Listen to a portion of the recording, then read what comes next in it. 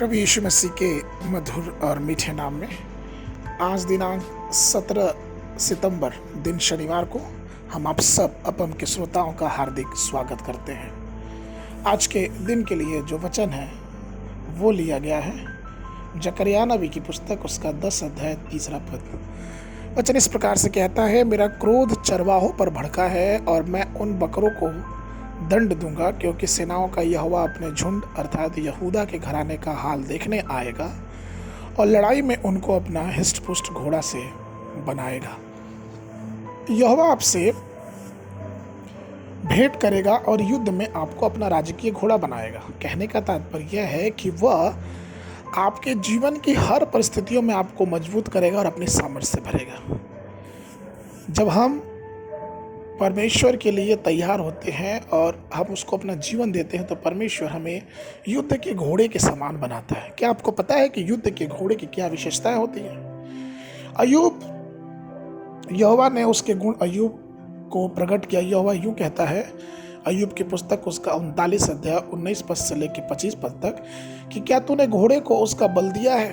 क्या तूने उसकी गर्दन में फहराती हुई आयाल जमाई है?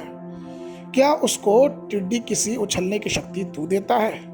उसके फुकारने का शब्द डरावना होता है और तराई में टाप मारता हुआ अपने बल को हर्षित करता है।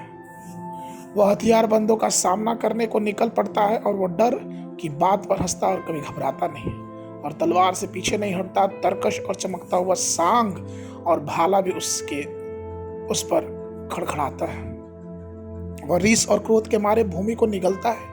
जब नरसिंगे का शब्द सुनाई देता है तो वो रुकता नहीं। जब तक नरसिंगा बजता है तब तक वो हिनहिनाता रहता है और लड़ाई और योद्धाओं की ललकार और जय जयकार को वो दूर से ही सूंघ लेता है।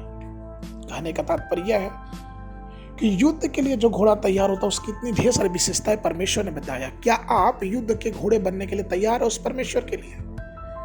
अगर ऐसा है तो आइए अपना सारा बोझ परमेश्वर पर डाल दे और उस पर निर्भर हो जाए, क्योंकि सर्वशक्तिमान परमेश्वर आपको युद्ध के मैदान में एक कमजोर योद्धा से शक्तिशाली योद्धा में बदल देगा। आपको अपने सामने होने वाली लड़ाइयों से डरने की कोई जरूरत नहीं है। जब ऐसा प्रतीत होता है कि दुख आपके विरुद्ध उठते और गरजते हैं तो आप विजयी और आनंदित हो। आप अपने शत्रुओं के आक्रमण पर आसानी से विजय प्राप्त करेंगे और अपने आसपास की परिस्थितियों के विरुद्ध खड़े होंगे। वे आपके विरुद्ध कभी प्रबल नहीं हो सकेंगे और आप युद्ध में यहोवा की राजकीय घोड़े ठहरेंगे। यदि आपको युद्ध का घोड़ा बनने की आवश्यकता है तो थोड़ा स्थान रखना महत्वपूर्ण है और वह स्थान यह है कि आप आज्ञाकारिता का जीवन जाए। प्रेरित याकूब की पत्री 3 अध्याय 3 पद में लगता है, जब हम अपने वश में करने के लिए घोड़े के मुंह में लगाम लगाते हैं तो हम उसकी सारी देह को अपने फेरे में ले सकते हैं। वर्तमान स्थिति को देख के हमें और आपको अपने जीवन में मुंह पे लगाम लगाने की जरूरत है। कई बार हमारा मुंह श्रापित शब्दों का इस्तेमाल करता है और हम श्रापित हो जाते हैं। इसलिए आइए अपने जीवन का जो नेतृत्व करते हैं उस परमेश्वर के अनुग्रह से करें और परमेश्वर के अधीन होकर अपने जीवन को जिए। जिस प्रकार से घोड़ा जब तक अधीन रहता है, जब तक उसकी लगाम उस मालिक के हाथ में रहता है, वो युद्ध में बड़ी फतेह से आगे बढ़ता जाता है। वैसे ही हम ना भूलें अपने लगाम को परमेश्वर के हाथों में दें कि परमेश्वर भी हमें एक युद्ध के घोड़े के समान, शाही घोड़े के समान हमारे जीवन में हमें इस्तेमाल करें और विजय हमेशा प्रदान करें। आज के मनन के लिए नीति वचन की पुस्तक उसका 21 अध्याय 31 पद वचन कहता है, युद्ध के दिन के लिए घोड़े तैयार तो होते हैं परंतु जय यहोवा की ओर से मिलती है। बाइबल अध्ययन के लिए सुबह के समय नीति वचन की पुस्तक उसका 27, 28 और 29 अध्याय। संध्या के समय 2 कुरिन्थियों की पुस्तक उसका 10 अध्याय।